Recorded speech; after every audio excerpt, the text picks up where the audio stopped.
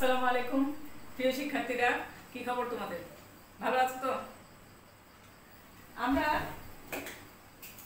সাহিত্যের রূপরীতি এই প্রবন্ধটা পড়ছিলাম। এটার উপরে 3টে ক্লাস হয়েছে। কয়টা দেখেছো? না দেখলে দেখে নিও। একটা বই দেখতে পাচ্ছ, নাম দেখা যাচ্ছে? War and piece.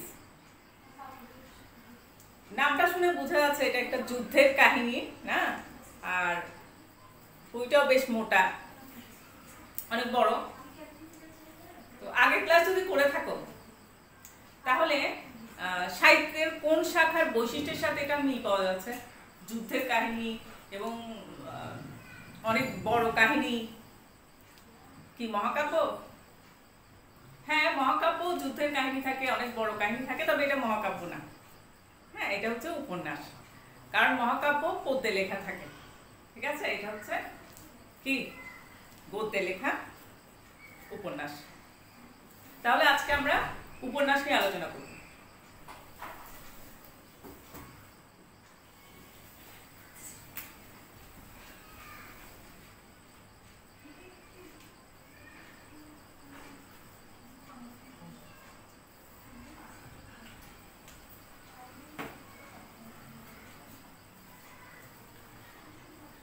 এটা বেশ বড় বই। এটা শব্দ সংখ্যা হচ্ছে 5,87,000-এর মতো। তবে এটাই সবচেয়ে বড় উপন্যাস না। সবচেয়ে যেটা বড় উপন্যাস তার শব্দ সংখ্যা হচ্ছে 12 লাখের মতো। তার নাম কি? তার নাম হচ্ছে in search of lost time. ফরাসি লেখকের, হ্যাঁ, ওনার নাম হচ্ছে, লেখকের নাম হচ্ছে Marcel Proust. In search of lost time, এটা হচ্ছে সবচেয়ে কি বড় উপন্যাস। সবচেয়ে বড় উপন্যাস তো বুঝলাম, তাহলে সবচেয়ে ছোট উপন্যাস কোনটা?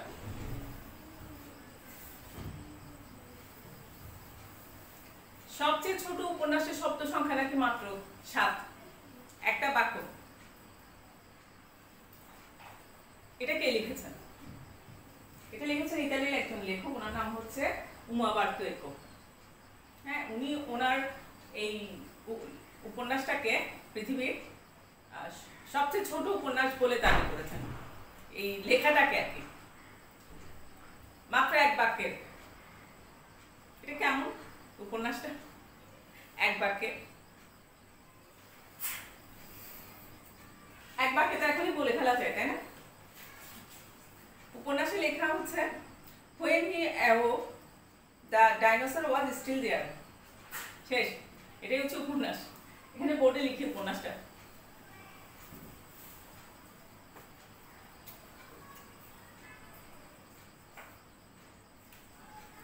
when he awoke the dinosaur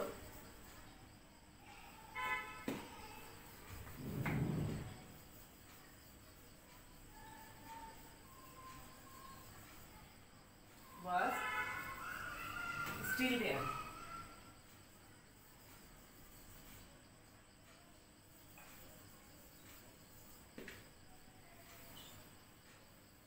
অর্থ কি দাঁড়াচ্ছে? যখন সে জেগে উঠেছিল ডাইনোসরটি ওখানেই ছিল। শেষ। এটা কি উপন্যাস হলো? এটা একটু লিখে নাও, তোমাদের বইতে নাই, লিখে নাও। কাউকে বললে এটা বিশ্বাস করবে না। গত ক্লাসে ছোট গল্প পড়ানোর সময় বলেছিলাম ছোট গল্প, কিছু কিছু ছোট গল্প অস্বাভাবিক রকম ছোট হতেও পারে।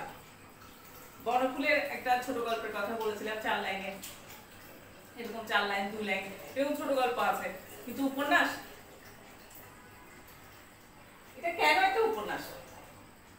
এটা তোমরা একটু চিন্তা করে বের করো তো, এটা কেন একটা উপন্যাস বলছে একটা লাইনকে? ঠিক আছে? আচ্ছা, তাহলে এটা লিখেছ, এটা মুছে ফেলি, কেমন?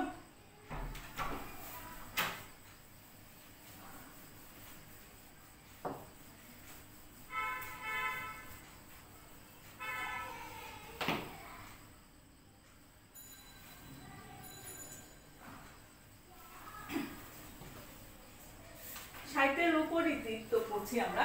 তবে এখানে উপন্যাস সম্পর্কে খুব বেশি কথা তো নেই, সংক্ষেপে আলোচনা আছে।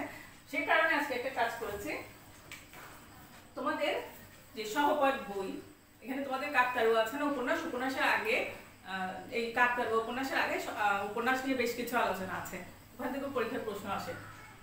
তা আজকে দুইটা একসাথে আলোচনা করছি, ঠিক আছে? আজকে আমরা সাহিত্যের রূপনীতিও পড়ছি, আবার এই সহপাঠ বই থেকে উপন্যাস সম্পর্কে আলোচনা করছি, একসাথে দুইটা পড়ে ফেলি, ঠিক আছে?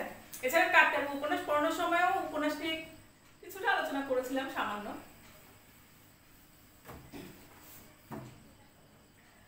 আচ্ছা, তাহলে আমরা দেখতে পাচ্ছি উপন্যাসের আকার যে কত রকমের হতে পারে এটা নির্দিষ্ট করে বলা সম্ভব না। হ্যাঁ, এখানে শুধু একটা বাক্যের একটা উপন্যাস, আবার একটা উপন্যাসে আমি যে বই দেখালাম ওয়ার অ্যান্ড পিস, তার দ্বিগুণেরও আরো বেশি, সবচেয়ে বড় উপন্যাস যেটা। তাহলে উপন্যাসের অনেক রকমের আকার হতে পারে, উপন্যাসের বৈশিষ্ট্য আসলে অনেক রকমের হতে পারে, এখানে আসলে একমতে এসে পৌঁছানো সম্ভব হয়নি, অনেক রকমের উপন্যাস হতে পারে।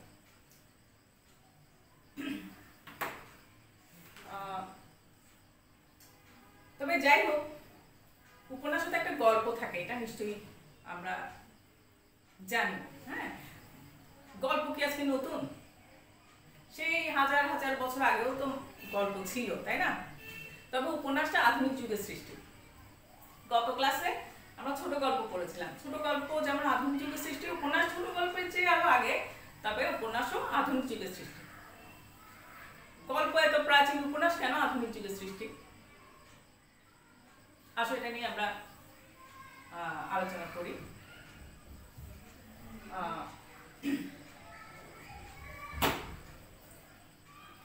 তখনও গল্প ছিল, সেটা মানুষের মুখে মুখে বলতো গল্প। সাহিত্যে যে গল্প ছিল সেটা ছিল পদ্যের আকারে, কাব্য পদ্য, উপন্যাস পদ্য না, তাই না? আমরা আগের ক্লাসে এগুলো নিয়ে আলোচনা করেছি। মূলত উপন্যাসটা এসেছে যখন ছাপাখানা আবিষ্কার হয়, ঠিক আছে? এর আগে না গদ্যকে সাহিত্যের মধ্যেই ফেলত। আচ্ছা, উপন্যাস তো অনেক রকমের হয়, তারপরে উপন্যাসের তো সংজ্ঞা আছে না, বিভিন্ন জন বিভিন্ন রকম সংজ্ঞা দিয়েছেন। আমরা একটা সংজ্ঞা করি, কেমন একটা সংজ্ঞা সম্পর্কে বলি আমি। গত ক্লাসে শ্রীশচন্দ্র দাসের একটা সংজ্ঞার কথা বলেছিলাম। শ্রীশচন্দ্র দাস মনে আছে? ওনার একটা বইয়ের ছবি দেখিয়েছিলাম, সাহিত্য সংদর্শন, ওখানে উনি সাহিত্যের বিভিন্ন শাখা সম্পর্কে বিস্তারিতভাবে আলোচনা করেছেন। ওনার এই সংজ্ঞাটা উপন্যাসের সংজ্ঞা হিসেবে বেশ গ্রহণযোগ্য, অনেকেই বলে থাকে। সংজ্ঞাটা কি?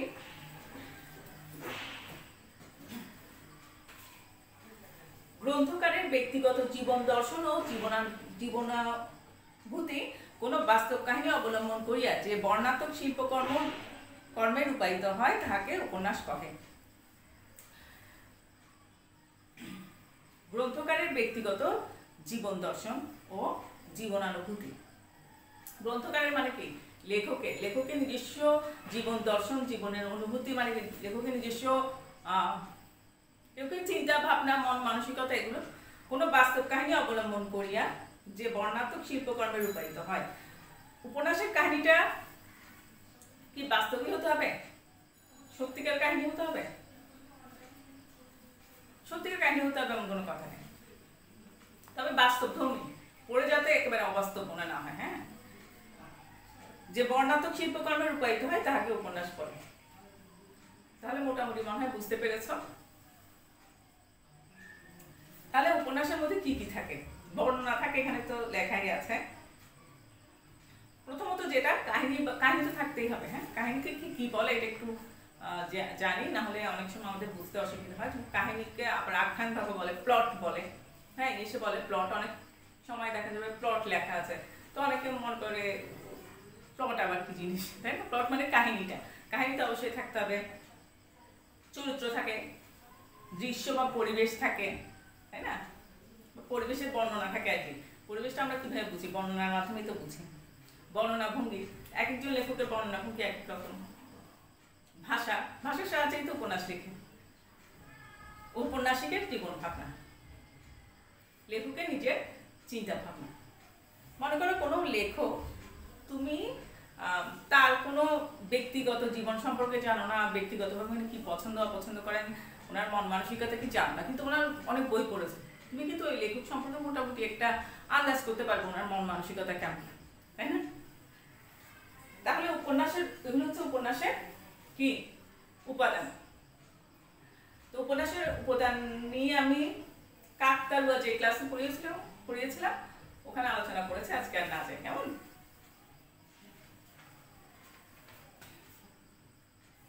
বাংলা সাহিত্যে মাত্র 150 বছর আগে ইংরেজি উপন্যাসের আদলে উপন্যাস রচনা সূত্রপাত হয়।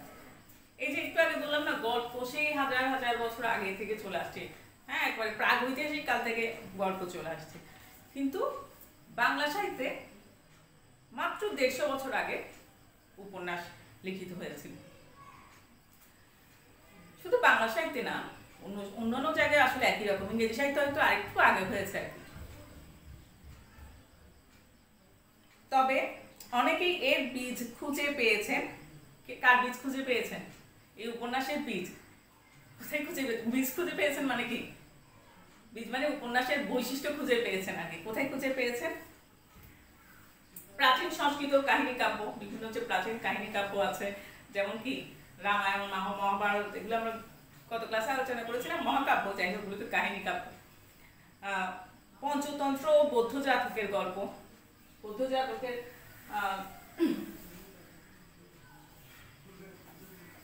এখানে একটা বই দেখতে পাচ্ছ না, এখানে অনেক সুন্দর সুন্দর গল্প আছে।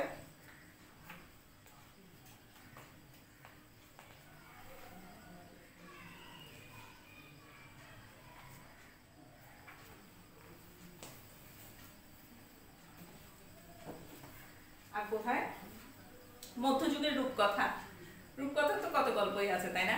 রূপকথার গল্পে কি কি থাকে? পল্লী সাহিত্য, প্রবন্ধ পড়েছো না?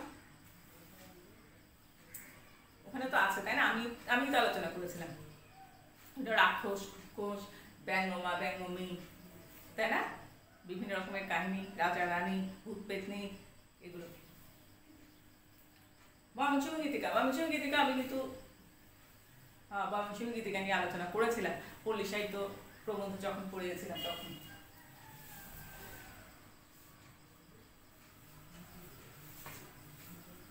এখানে একটা রূপকথার বই, ভূত পেতনি, রাজা রানী। ময়মনসিংহ গীতিকা, এখানে অনেক কাহিনী আছে।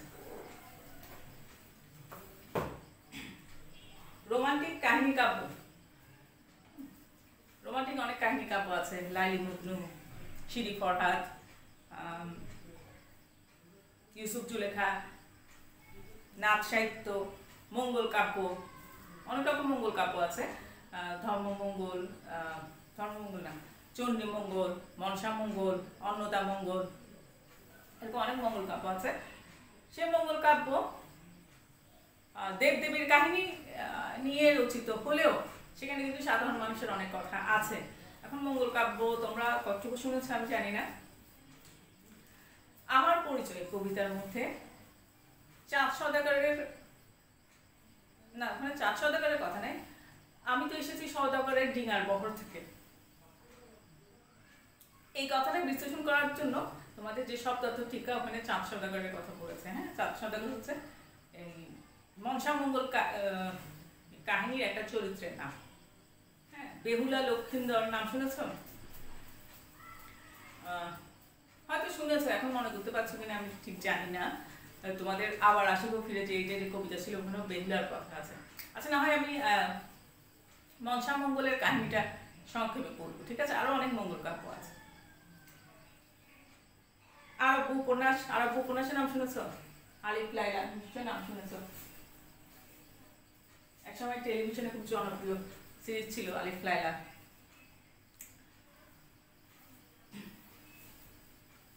লোকগাথা প্রকৃতির রচনা। লোকগাথা মানে বিভিন্ন কাহিনী, বিভিন্ন এলাকায়, বিভিন্ন গ্রামের বিভিন্ন এলাকায় কিন্তু বিভিন্ন কাহিনী প্রচলিত আছে। হ্যাঁ, আচ্ছা, একটু আগে কি বলছিলাম? মঙ্গল কাব্যের কাহিনী বলেছিলাম না, মনসা মঙ্গল। হয়তো কেউ কেউ জানো চাঁদ সওদাগর বেশ ধনী ব্যবসায়ী। তবে আমি বলে রাখি, আমি কিন্তু খুবই সংক্ষেপে বলছি কাহিনীটা। হ্যাঁ, মনসা দেবী চাচ্ছেন যে এই চাঁদ সওদাগর তার পূজা করুন। চাঁদ সওদাগরের স্ত্রী, নামটা এখন মনে নাই, সনকা নাকি নাম যেন, যাই হোক, সে মনসা দেবীর পূজা করে কিন্তু চাঁদ সওদাগর করে না। মনসা দেবী অনেক চেয়েছে যাতে চাঁদ সওদাগর তার পূজা করে, কারণ সে দেখতে পাচ্ছেন সমাজের উচ্চ শ্রেণীর মানুষরা তাকে অতটা পূজা করছে না। চাঁদ সওদাগর যদি করে পূজা, তাহলে তার দেখা থেকে আরো অনেকে করবে, উচ্চ শ্রেণীর মানুষরা পূজা করবে। কিন্তু চাঁদ সওদাগরকে দিয়ে তো কিছুতেই সে সেটা করাতে পারে না। তো তার স্ত্রীকে দিয়ে চাঁদ সওদাগরকে বলার চেষ্টা করে যে তার পূজা করার জন্য। সে তো এটা মানেই না। একবার চাঁদ সওদাগরের স্ত্রী মনে হয় পূজার আয়োজন করেছিল, সে সেই পূজার আয়োজনগুলো ভেঙে দিয়েছিল লাথি মেরে। এতে মনসা দেবী খুবই ক্ষুব্ধ হয় এবং তার 6 ছেলেকে মেরে ফেলে এবং তার জাহাজটা ডুবিয়ে দেয়, অনেক ক্ষতি করে, তার অনেক টাকারও ক্ষতি করে। কিন্তু তারপরও অনেক ভয়ভীতি দেখিও কিন্তু চাঁদ সওদাগরকে কিছুতে রাজি করাতে পারে না। এদিকে তার স্ত্রী কিন্তু আবার মনসা দেবীর পূজা করে। তো মনসা দেবী, তার তো সবগুলো ছেলে যেহেতু মারা গেছে, সে মনসা দেবীর কাছে আরেকটা ছেলে চায়, একটা পুত্র চায়। তো মনসা দেবী বলছে ঠিক আছে, আমি দিব তোমাকে একটা ছেলে যদি তুমি তোমার স্বামীকে দিয়ে পূজা করাতে পারো। কিন্তু সে তো আর পাচ্ছে না। তারপরেও তাকে দিয়েছে, বর দিয়েছে, ঠিক আছে তোমার ছেলে হবে, তবে তোমার ছেলের যেদিন বাসর রাত হবে সেদিনই মারা যাবে, সেদিনই তার শেষ দিন হবে। তো চাঁদ সওদাগরের স্ত্রী সেটাই মেনে নিয়েছে, কারণ মেনে নেওয়া ছাড়া আর কোনো উপায় নেই। সে মনে করেছে আচ্ছা ঠিক আছে, ছেলে হোক, তারপর দেখা যাবে, না হয় বিয়ে দিবে না ছেলেকে, এই টাইপের। কিন্তু ছেলে যখন বড় হয়েছে, চাঁদ সওদাগর ঠিকই বিয়ে ঠিক করেছে।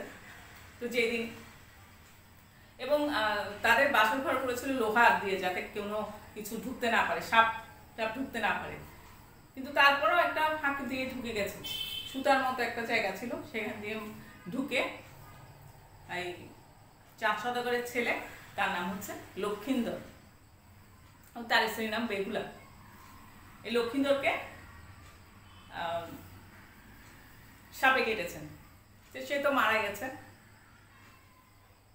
তো মারা যাওয়ার পরে এরকম ছিল আর কি, আগের দিনে অনেক সময় সাপে কাটলে তাকে দাহ না করে ভাসিয়ে দিত ভেলায় করে।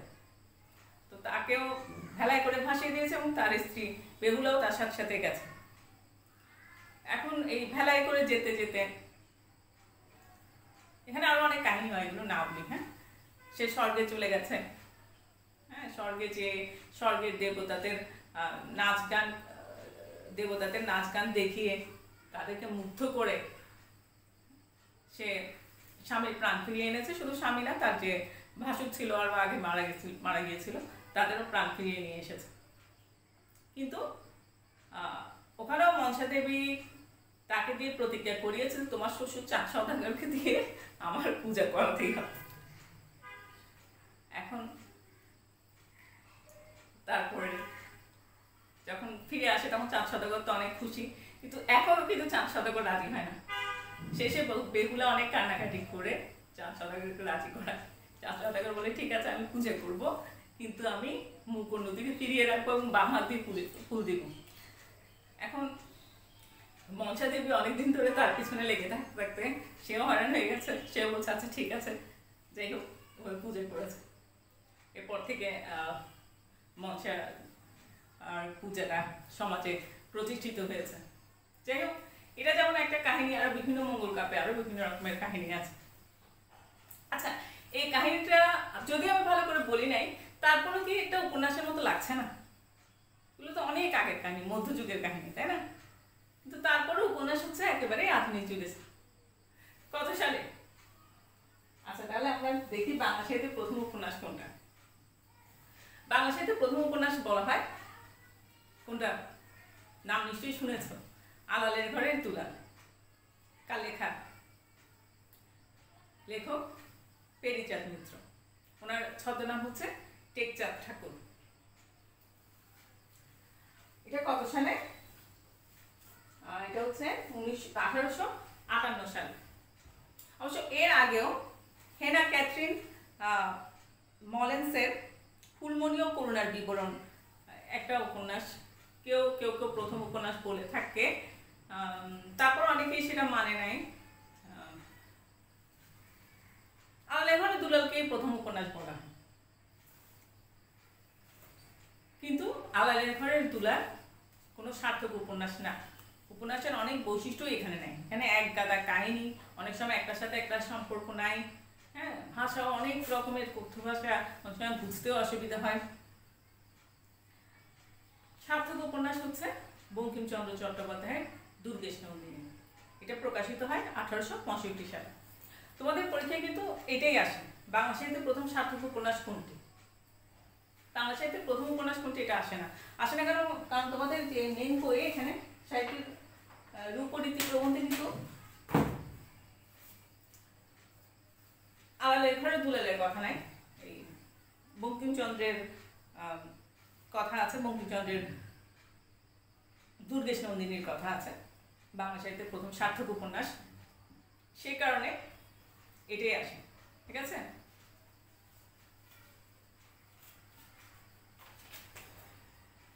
ইংরেজি উপন্যাস পাঠ করে অনুপ্রাণিত হয়ে বঙ্কিম উপন্যাস রচনায় হাত দেন। কপালকুণ্ডলা, বিষবৃক্ষ, চন্দ্রশেখর ইত্যাদি হচ্ছে বঙ্কিমচন্দ্র চট্টোপাধ্যায়ের কালজয়ী কথা সাহিত্য। আরো অনেক আছে, তাই না? আমরা এর আগে ক্লাসে আলোচনা করেছিলাম একটু, আনন্দমঠ, তাই না? আরো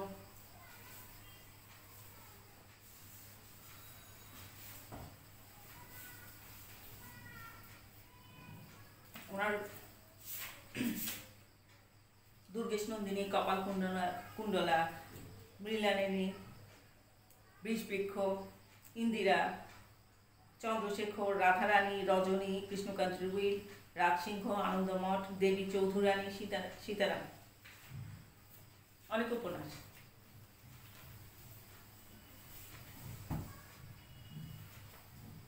বঙ্কিমচন্দ্রের পরে মহৎ ঔপন্যাসিক বলতে আমরা প্রধানত রবীন্দ্রনাথ ঠাকুর ও শরৎচন্দ্র চট্টোপাধ্যায়কে বুঝি। বঙ্কিমচন্দ্রের পরে আমরা কাকে বুঝি সার্থক উপন্যাসিক বলতে? রবীন্দ্রনাথ ঠাকুর আর শরৎচন্দ্র চট্টোপাধ্যায়, তাই না? রবীন্দ্রনাথ ঠাকুর কবি ছিলেন আমরা সবাই জানি, তবে উনি অনেক উপন্যাসও লিখেছেন, তাই না? আর শরৎচন্দ্র চট্টোপাধ্যায় হচ্ছে সবচেয়ে জনপ্রিয় লেখক, ঔপন্যাসিক। যতগুলো ঔপন্যাসিক আছে তাদের মধ্যে সবচেয়ে জনপ্রিয় হচ্ছে শরৎচন্দ্র চট্টোপাধ্যায়। অবশ্য এই লেখার মধ্যে হায়াত মাহমুদ একেবারে সাম্প্রতিক সময়ের কথা লেখেন নাই, লিখলে তো বাংলাদেশে হুমায়ুন আহমেদের কথা বসে বলতেন, তাই না? আচ্ছা, বাংলা সাহিত্যের আধুনিক যুগের আরো কিছু উপন্যাসিকের নাম লিখেছেন কে কে? তারাশঙ্কর বন্দ্যোপাধ্যায়, আচ্ছা, আরো দুজন বন্দ্যোপাধ্যায় আছেন, কে কে বলতো? এখানে লিখে নেয়, বই লিখে নেয়, কিন্তু তোমাদের বইতেই আছে তাদের রচনা। কে কে? মানিক বন্দ্যোপাধ্যায়। মানিক বন্দ্যোপাধ্যায় পড়েছো না? কোনটা পড়েছো? মানিক বন্দ্যোপাধ্যায় কি আছে তোমাদের? মমতাদি। আর তারপর আর কোন বন্দ্যোপাধ্যায়? বিভূতিভূষণ বন্দ্যোপাধ্যায়। বিভূতিভূষণ বন্দ্যোপাধ্যায় কি পড়েছ? আমাটি ফেপু। আমাটি ফেপু এটা পথের পাঁচালী উপন্যাসের অংশ। বনফুল, বনফুলকে তো অবশ্যই ছিল, বলাইচাঁদ মুখোপাধ্যায়, ওদের নিম গাছ গল্প আছে। শহীদুল্লাহ কায়সার। শহীদুল্লাহ কায়সার নাম শুনেছ? শহীদুল্লাহ কায়সারের বড় ভাই হচ্ছে জহির রায়হান। তোমাদের যে সহপাঠ এটা, এখানে আছে উপন্যাস কি কাকতারু, এটার আগে, এটা মনে হয় 2013 সাল থেকে পাঠ্য করেছে। এর আগে ছিল উপন্যাস ছিল হাজার বছর ধরে। হাজার বছর ধরে লেখক হচ্ছে জহির রায়হান। ইসাক, মাহমুদুল হক, জ্যোতিপ্রকাশ দত্ত, হাসান আজিজুল হক প্রমুখ বিভিন্ন গল্পকার ও ঔপন্যাসিক খ্যাতি অর্জন করেছে। আরো অনেক ঔপন্যাসিক আছে। উপন্যাস বহু রকমের হতে পারে। ঐতিহাসিক উপন্যাস, এবং বঙ্কিমচন্দ্রের সময়ে ঐতিহাসিক উপন্যাস খুবই জনপ্রিয় ছিল। ঐতিহাসিক উপন্যাসে কি শুধু ইতিহাস থাকে? ইতিহাস তো অবশ্যই থাকে, ইতিহাসের কাহিনী থেকে অবশ্যই নেয়, কিন্তু মানুষ কি ওই উপন্যাস পড়ে আসলে ইতিহাস পড়ে? ইতিহাস পড়ার জন্য পড়ে? ইতিহাসে কিছু জানতে পারে, তবে ঐতিহাসিক উপন্যাস কিন্তু মানুষের ইতিহাস পড়ার জন্য পড়ে এমন না। ওখানে আসলে অনেক কল্পনা, কাল্পনিক লেখা থাকে। ইতিহাসের মূল কাহিনীটা ঠিক রেখে মূলত অনেক কিছু এখানে পরিবর্তন করে নিজের মতো করে লেখেন, কিন্তু মূল কাহিনী, মূল ইতিহাসের ঘটনাটা বিকৃত কেউ কেউ করে না, তা না, বিকৃত করাটা উচিত না। তো ঐতিহাসিক কাহিনী সবকিছু সত্য বলে মনে করা ঠিক না। সামাজিক উপন্যাস তো বুঝতে পারছো, কাব্যধর্মী উপন্যাস আছে বাংলা সাহিত্যে অনেক, যেমন রবীন্দ্রনাথ ঠাকুরের শেষের কবিতা। হ্যাঁ, শেষের কবিতার নামটা শুনে কেউ কেউ এটা কবিতার বই মনে করে, এটা তো আসলে কবিতার বই না, এটা একটা কি উপন্যাস। ডিটেকটিভ উপন্যাস তো জানোই, গোয়েন্দা কাহিনী। মনোবিশ্লেষণ ধর্মী উপন্যাস, অনেক উপন্যাস আছে যেখানে মনের অনেক বিশ্লেষণ হয়, অবচেতন মন, সচেতন মন, এগুলো অনেক দ্বন্দ্ব থাকে।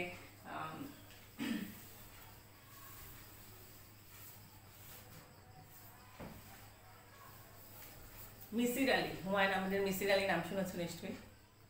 মিসির আলী সমগ্র এটা। মিসির আলীর এই উপন্যাসগুলোতে দেখা যায় যে অনেক মনোবিশ্লেষণ থাকে।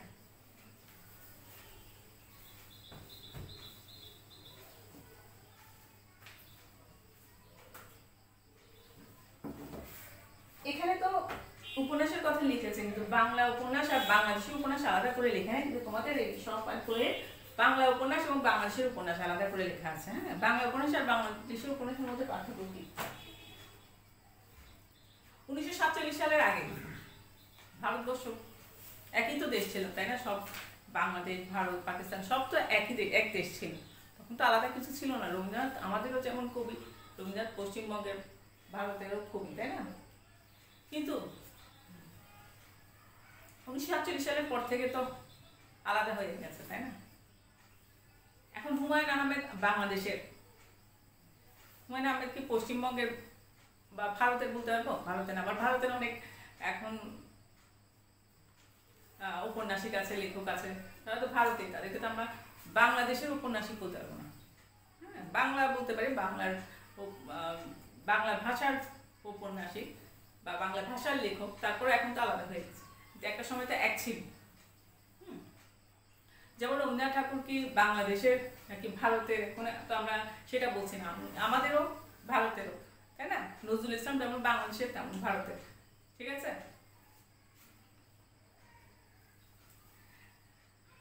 আচ্ছা, তো সংবাদ বইটাও পড়বে তোমরা। হ্যাঁ,